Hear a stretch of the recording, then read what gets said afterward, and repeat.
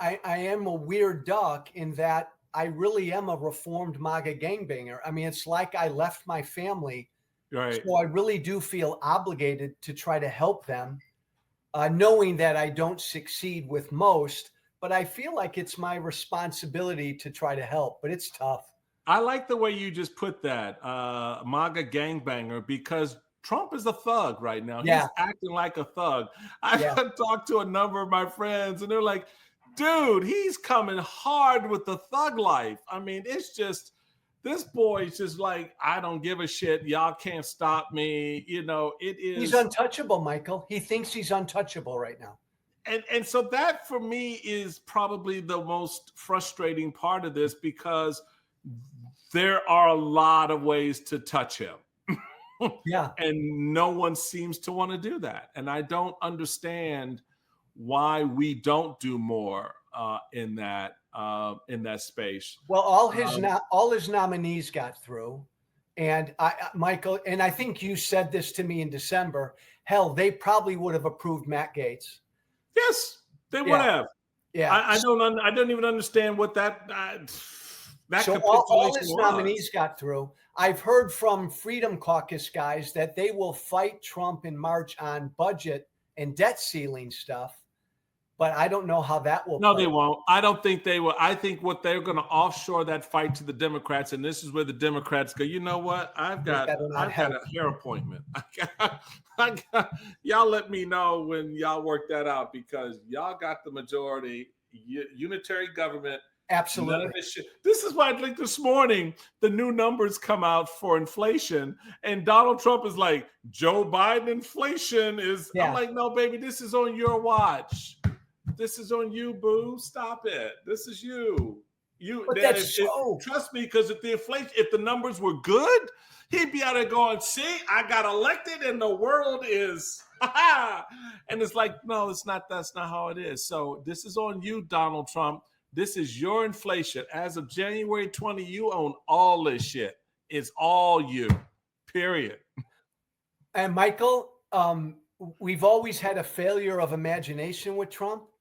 Like 20 years ago, you and I never would have thought a presidential candidate loses an election and then doesn't concede. That happened. And then tries to overthrow an election. That happened. We've never imagined the worst about Trump. And I don't want to sound like a goof, but I'm not convinced he won't try to run again. Oh, and no. And Michael, if he doesn't, I know he will wait until the very last second. So everybody better buckle up and imagine the worst. There's already, I forget who the asshole in the House is, but there's already a member who's proposed an amendment to the Constitution to allow him to run. I'm like, no, what are you doing? How the hell does this party embrace such Putin-esque leadership? I don't. We are the party. We were the party of Reagan. I do not understand. Ronald Reagan called out the evil empire. He defeated communism and Soviet regimes. He tore down the wall. He and Bush together. I don't understand how this party comes to this point where they look at that. They look at Viktor Orban and say, yeah, we want to do that shit here. They look at Putin and go, more of that. We hate NATO now. We don't align with the free world. We want to hang out with basically folks who are the Taliban. I don't understand. Because these elected Republicans now line up with their base. And as you and I talked about, the base embraces authoritarianism. They want a strong man, especially in my old place of the House. These House Republicans reflect the base. Michael, disagree with me, but even 10, 15 years ago, I'll bet you 80%, 85% of the Republican caucus was anti-Russia. But I'll bet you now it's 50-50. I mean, what percentage of the Republicans? I would think right now, this caucus is probably 70-30. Pro-Russia. Pro-Russia. Not pro-Ukraine. Oh yeah, no. I think poor Volodymyr Zelensky, dude, you on your own. You're gonna have. That's why in the number of international forums that I've been to in the last year, I look at the audience. I go, okay, is there someone here in Europe? Which country is prepared to lead NATO? Which country is prepared to stand for or be a part of the resistance to the expansion of authoritarianism? Y'all can't afford to bow down and let this shit run over you the way it's happening here in the United States. You cannot allow more Viktor Orbáns on your continent. You just can't, because Eastern Europe will be the first to fall. Poland is next. You don't believe me? Trust me, it's happening. China is posed to move on Taiwan. Amen. They are ready to do that. You don't believe me? Why? Because the goalposts have been put in place for them to cross. They've been put in place by Republicans who have turned a blind eye, adopted I don't give a shit attitude about these things connected to global freedom, global marketplaces. We're now the party, Joe, that's advocating not just a tariff on one country, but on every country imaginable. Michael, when you helped send me to Congress, it was an overwhelmingly free trade party. Yes. It's completely flipped. Completely. In literally 15 years, we've gone from the election in 2010 to the elections that just took place in 24. We've watched a 180-degree shift in what it means to be a free trade Republican. Mm-hmm. That person doesn't exist in the House anymore. And to the extent that they do, they don't have the reinforcement of other members to help them in that space. So you've got the dismantling of programs like USAID. Yeah. You've got the dismantling of institutions like the FBI, the Justice Department, the Department of Health. Looks like they will actually finally, after 40 plus years of making the case, get rid of the Department of Education. So, Joe, here's my question that these motherfuckers in Congress seemingly don't have an answer for. What happens next? When the Department of Education no longer exists, is it just block grants now? How do we educate? What happens to public school education in this country when the poorest states in the union, who are used to getting money from states like California, New York, that they like to shit on, right? But are ignorant to the fact, Sarah Huckabee, that you don't contribute to the educational economy. You are a recipient of the largesse of states like Maryland and New York and California and Washington, who contribute far more to educating your children than you do. So what do you do when our check no longer comes? What happens when the state of California go, oh, we don't have to contribute to the federal Department of Education? We're keeping that shit here in California. We're not putting any money into the federal bucket. And Michael, let's be clear about something. None of this has anything to do with the debt, because we're talking peanuts in the federal budget. Peanuts. A second point I'd make is he cannot get rid of the Department of Education on his own, period. That was created by a law, Congress, so he can't get rid of it. But Michael, what they'll do is they'll do what they're doing with USAID, again, which is way less than 1% of the budget. They'll just try to kill it and decimate it. Michael, he wants to get rid of FEMA. So natural disaster in Mississippi, you pay for it. Alabama, tornadoes, you pay for it. Fuck you, you pay for it. Idaho, you pay for it. Hey, Michael, you know the beautiful thing about him is, here's the beautiful thing about Trump. He's forcing us, like now, to fucking decide what kind of country we want to be. Amen. He's forcing there it is. A nation of laws or not. Man, you decide. There it is. I think that's good. I do. I do. For the record, Steele and I are not drinking. This is a sober We're not podcast. drinking. Folks, I have to be honest. I joke about drinking because my dad was an alcoholic, so I get it. So don't, you know, a lot of people go, "Oh, you shouldn't." Look, trust me, I grew up with it. I understand. Amen. And so that's how I internalize it and deal with it. And I like a good drink every now and then, but no, I'm not literally drinking at 10 a.m. Although there are days, there are days when my wife looks at me, why is the bar light on? I'm like, Yeah. baby, it just started that way today. Michael, But Michael, you put your because, finger, Joe, yeah, on a very important piece. And I really appreciate that, because when I go back and I look at the places I visited in 2024, the states I spent time in, and the conversations we would have, that's what it really kind of boiled down to. I would say to the audience, and folks who listen to my podcast have heard me say this, we are right now where we are yeah, because this is where you want us to be. yes, This is where you want us to be, boo. I'm yes. sorry. You know, a majority, I don't care if it's 0.1% or, you know, 90% voted for this. Y'all pretend it was about the price of gas and eggs and what was happening in Gaza, in Michigan, for example. Y'all just put your head in the sand and said, "Oh no, we're with Trump." I'm like, but you know, he's with Netanyahu, who wants to exterminate the Palestinians. So, okay. So what are you telling me? Y'all can't pretend this bullshit away. You can't sit here now and act like, oh, you didn't know. You did know. And you knew exactly what you wanted.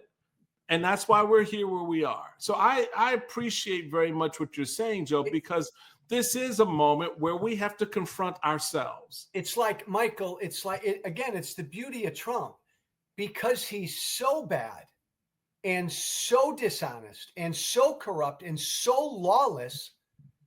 He's going to force us real quickly to decide what we want to be. And I think that because we've been building to this for a while. Yep. All politicians lie, all fudge, many are corrupt, blah, blah, blah. But Trump's just all of that on steroids. So we can't avoid it. Democracy, do we want to keep it? Right. Separation of powers, do we want to keep it? We're going to have to decide. We are. And to the point that we were making a little bit earlier, we have a group of friends that are trying to help crystallize that decision. And they're going to be gathering next weekend here in Washington, D.C., Principles First. Talk a little bit about that. What does that look like? It's we alluded to it before, Michael. It's people like you and me. It's people who feel like they still feel Republican, right?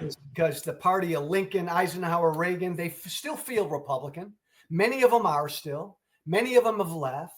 Many of them are conservative, independent, and they feel in exile right now because this party, there ain't no home for them in this party. They don't identify as Democrats. So they're all huddled up over here in this apartment building I'm looking at outside the window. And they're trying to figure out how in exile, right, we can go at what this thing is, because it's the antithesis, Maga, of everything we believe in: freedom, democracy, free trade, America, that shining city on the hill. Damn it, we still believe in these things. So how can we, from that little apartment building, throw rocks at what MAGA is, and maybe, Michael, one day down the road, help get people out of that apartment building who once believed in those things elected again? It's kind of that notion that we're in exile and we're trying to help Democrats, but go after MAGA because they're the antithesis of what people like you and me believe.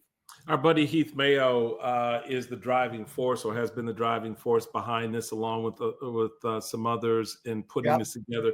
I remember this started a few years ago, and they were in their first planning, and they were hoping to get 250 people to show up. About 750 showed up that first year. This year is looking to be a larger contingent. So that tells me that there is an energy in this space for center right, center left, Democrats, Republicans, independent voters who are just fed up with this bullshit, who, to your point, um, made a moment ago, are confronting the moment we're in, Yeah. and are making an affirmative decision to stand with the country, however that may manifest itself, Yes. whether it is fighting purely in the democracy space, trying to move and shake in the political space, either as a candidate or as an organizer, or someone who's just trying to, like you do, have the conversation in their community with their family members to help put a light bulb, turn a light bulb on. So these things are happening, folks, and it's refreshing. It is exciting, but it is also sometimes met with frustration, because what we're talking is incremental movement. It's not Maga's moving like this. It's just whoosh, whoosh. And we're in a space, Joe, you and I were like, okay, we moved from here to there. It's frustrating, but that's how it probably was in 1854. Yeah. And you know what, Michael, one other point I'll make, and you and I were probably raised the same. I don't talk about myself. You don't talk about yourself. We laugh about it and joke about it. This hasn't been easy for guys like you and I. No. I mean, we were part of that party for our whole life, and we're on the outs. This isn't easy. This is difficult. You and I put up with shit and threats and hate. We've lost friends and followers. We are able to laugh at times, but this, Michael, this isn't easy for people. It's like not us. easy. Look, Joe, next November, I will celebrate 50 years as a Republican. Oh my gosh. Woo! Michael Steele. 50 years in this party. And dude, wow. The shit I've seen, oh my God, and had to go through, the resistance to my leadership, the resistance to me as a Black man. Yeah. And yet for me, a lot of people go, well, why did you stay? Why would you, these guys are racist, or this, that, and other thing.